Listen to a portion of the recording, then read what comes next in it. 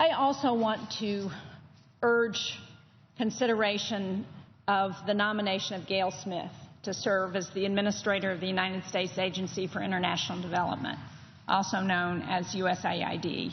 I'm here with my colleague, Senator Coons from the Foreign Relations Committee, to talk about this nominee because this is a non-controversial nominee of a seasoned public servant for a position that should be above partisanship.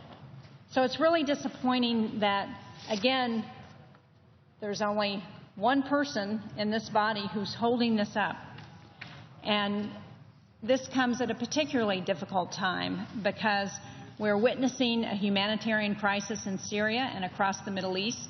It's a crisis that grows worse every day.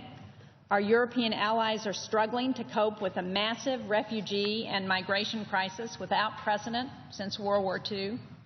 And the United States, with our unparalleled capacity to mobilize international support for humanitarian relief, has played a leading role, but there's more that we can do to assist both the Syrian refugees and the countries that are hosting them to help with that humanitarian crisis.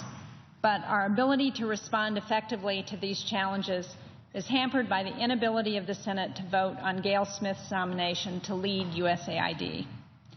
So again, nearly 4 months have passed since she appeared before the Senate Foreign Relations Committee. The committee approved her nomination by a voice vote in July, but since then there has been no attempt to bring her nomination to the Senate floor, even as these humanitarian crises have deepened and deteriorated. And it's not only our operations in the Middle East that are being hampered. USAID currently operates more than 60 countries in 60 countries and regional missions around the world. Following the devastating earthquake in Nepal in April, USAID disaster assistance response teams were among the first crisis response personnel to deploy there to organize the humanitarian response. USAID personnel continue to support our development efforts in Afghanistan. Those efforts are critical to the long-term success in the country. And given the extraordinary humanitarian crises confronting the U.S., confronting our allies in the world, we really need a leader in place at USAID. It's unconscionable that here we are 4 months later and she's still being stalled. Gayle Smith is a superbly qualified nominee who will almost certainly be confirmed by an overwhelming bipartisan vote. The Senate deserves the chance to vote on this critical nomination. So again, I urge the Majority Leader to bring her nomination to the floor.